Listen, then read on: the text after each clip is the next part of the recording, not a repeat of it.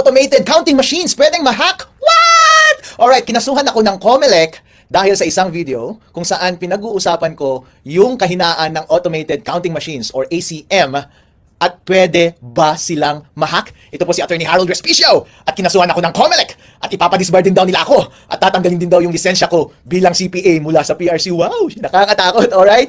Yung video na yon na sinasabi nila ay pinatanggal na nila mula sa Facebook, so hindi nyo ma-access. So pag-uusapan natin ngayong araw na ito kung ano yung laman ng video na iyon. Alright. Ako bilang abogado, ay isa rin akong IT expert kasi bago ako naging abogado ay isa akong CPA. Nagtrabaho ako sa Deloitte, ang #1 auditing firm sa buong mundo. At ang expertise ko was Information Systems Audit. Kaya alam ko ang lahat ng mga bagay na yan. Marunong akong mag-code at marunong akong mag-hack. Ang trabaho ko before was tignan yung mga kahinaan ng mga computer systems at sasabihin ko, "Hoy, pwedeng i-hack ito, baka gusto mong ayusin." Actually, dun sa video na yun, sinabi ko lang na, "Hoy, Comelec, merong kahinaan itong automated counting machines, baka gusto ninyong ayusin." So, Attorney Harold Respicio, ano ba yung sinasabi mong kahinaan doon sa video na yun? Ang sinabi ko was, sabi ko, kapag connected yung ACM sa internet bago mag-print ng election return, pwedeng ma-hack yung makina at madaya ang eleksyon. Wow, Attorney Harold Respicio, please explain. Ano ba ang proseso ng pagboboto gamit ang automated counting machine? So ito po yung proseso. Ayon sa rules na inilabas ng Comelec, yung automated counting machines ay nasa presinto on the day of elections. Yung automated counting machine na yon ay connected sa internet the whole day. At kapag boboto ka, ilalagay mo yung boto mo doon at bibilangin ng makina lahat ng boto. Pero yung pagbilang ng makina, para siyang nag-i-score ng basketball. Habang bumoboto ang mga tao, merong running score. Pero hindi katulad ng basketball, yung score doon sa loob ng voting machine na yon, hindi mo nakikita, walang nakakakita. At makikita lamang yung final score pagkatapos na ng pagboto, matapos ang alas 7 ng gabi on election day. At lalabas yung information na yon sa pamamagitan ng pagprint ng election return. Tapos, yung makina, ipapadala niya yung result sa servers ng Comelec at yun yung official na returns ng election. Ang concern ko was, kapag konektado sa internet yung makina, bago mag-print ng election return at corrupted yung source code ng makina, pwedeng ma-hack ng isang hacker yung makina at dadayain yung lalabas na final score doon sa election returns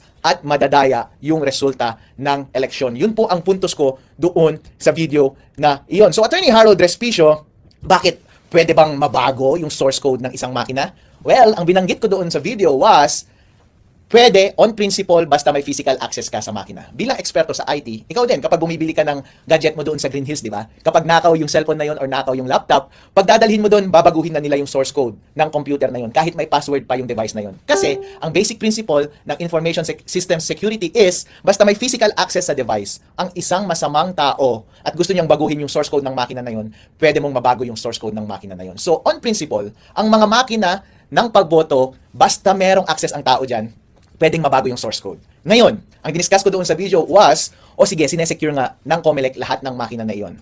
Actually, meron bang opening, ang sinabi ko sa video is, meron bang opening or instance na baka hindi nakatingin yung gwardiya na merong bad actor doon at baguhin niya yung source code? Kayo na lang ang humusga, di ba? So, mahirap iwasan yun kasi kahit gaano ka pa ka-stricto sa pagbantay ng makina, kahit konting sandali lamang na merong access ang masamang tao doon sa makina, halimbawa, galing sa loob ng gobyerno, kung gusto nilang dayain yung election, pwede nilang dayain yung election. Yun yung binanggit ko doon sa video na iyon. Ngayon, hindi mo maiiwasan yung bagay na iyon. Kaya, ang alternatibo mong solusyon dyan ay, kapag nagtanim sila ng masamang code, source code doon sa makina at may opening sa hacker, pwedeng i-hack. Dapat ang gawin mo, during election day, wag mo siyang i-connect sa internet. Kasi kahit corrupted yung source code nun, kahit ano pa ang gawin ng hacker, hindi niya ma-access yung device. Therefore, hindi niya mababago yung score. And kapag hindi niya nabago yung score, ang lalabas na score ay yung tamang score sa makina at walang magagawa yung makina. Once i-connect mo na siya sa internet later at ipadala mo yung results sa server ng Comelec, hindi mahirap nang dayahin yun kasi may kopya na lahat ng watcher ng totoong resulta ng eleksyon. Yun yung binabanggit ko na pwedeng opening doon sa video na iyon. Doon sa video na iyon, naging detailed ako sa pag-discuss ng teorya ng computer securities at paano i-take advantage yung kahinaan na yun doon sa sistema ng automated counting machine. So nag-code ako doon, dinemo ko kung paano mo talaga siya gagawin code by code, line by line at ginamit ko itong laptop ko para i-demo in actuality paano siya gagawin. Para pag nakita ng Comelec yung video na yun, oo nga no, o kaya nakita ng taong bayan yung video na yun, sasabihin nila, oo nga no, convincing yung explanation ni Harold. Pwede ngang mangyari. Ayusin nga natin to. Actually, yun yung purpose ng video na yun eh. Yun yung hope ko na sana maayos ng Comelec yung rules nila. Kasi, ang simple lang siyang pwedeng ayusin. Walang mawawala sa atin. Ang gagawin lang ng COMELEC is babaguhin niya lang yung rules niya kung paano natin i-handle yung ACM machines during election day. Kasi right now, may lunabas na rules ang ACM kung paano i-operate yung voting machine na yun on election day. At kapag babasahin mo yung rules, connected na siya sa internet on the whole day. And walang instruction dun na dapat hindi siya connected sa internet or dapat i-connect mo lang siya sa internet after mag-print ng election returns. Ang recommendation ko was, bilang eksperto, ay magdagdag ka lang ng isang linya dun sa rules mo, COMELEC, at sabihin mo dun na wag mong i-connect sa internet habang nagbobotohan at habang nagpiprint ka ng election return. At i-connect mo lang sa internet pag magsesend na ng data papunta sa server ng COMELEC. May masama ba dun? Walang masama dun. Walang mawawala sa COMELEC, walang mawawala sa botante ng tao kapag yun ang gagawin mo. Yun lamang ay isang expert advice ko para mapabuti yung sistema ng COMELEC. Napakadaling solusyon po, Chairman George Garcia, okay? So sabi ng COMELEC, Attorney Harold Respicio, bakit naman kasi hindi mo na lang sinulatan yung COMELEC para i-report yan, para mag-usap kayo ng COMELEC? Bakit mo pa inilabas sa public? Actually, sir, nilabas ko yung video na yun on the day na nag-demo yung COMELEC doon sa aming probinsya, sa Reyna Mercedes Isabela. Kasi tumatakbo rin akong vice mayor doon sa aming probinsya. And during demonstration, kinausap ko yung head ng COMELEC sa aming bayan. Tinanong ko siya about sa vulnerability na ito. Hindi niya masagot at dinismiss niya ako. Dismissive siya sa akin. Pinakausap niya sa akin yung provincial COMELEC. Tinanong ko siya, pinagalitan pa ako. Dinismiss niya ako at binabaliwala niya yung concern ko. So anong gagawin ko? Malamang kapag i-raise ko sa COMELEC, since ganun na yung attitude niyo COMELEC, wala na akong ibang choice. Kundi ibigay sa taong bayan yung impormasyon na yon at sila ang mismong magtutulak sa COMELEC na improve nila yung sistema nila. Alright? At sinasabi rin ng COMELEC ngayon, merong isang question na yang si Harold Respicio, nagkakadat lang yan ng masamang impormasyon, misinformation. Eh kasi kung nagsisinungaling yung voter machine natin, kung pwedeng ma-hack, meron namang randomized audit. So, tama, pwede kang mag-randomized audit. Pero ibig sabihin ba, walang nangyaring dayaan? Totally, hindi. Kasi, kapag meron ako bilang hacker at may access ako dun sa automated counting machine, pwede kong piliin yung machine na pwede kong dayain. Pwede kong sabihin na itong mga makinang ito, wag nating dayain, pero yung makina number 1, 2, 3, dito sa precinct na to, dayain natin. Paano kapag dun sa randomized testing mo, ang itest mo ay yung mga makina na hindi nadaya?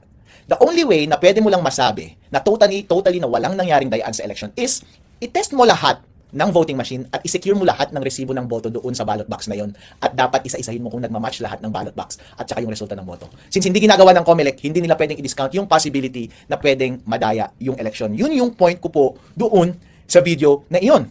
Ang question pa sa akin ng media is, Attorney Harold, bakit ginamit mo ba yung, doon sa video mo, ginamit mo ba yung code ng COMELEC, source code ng COMELEC? Hindi!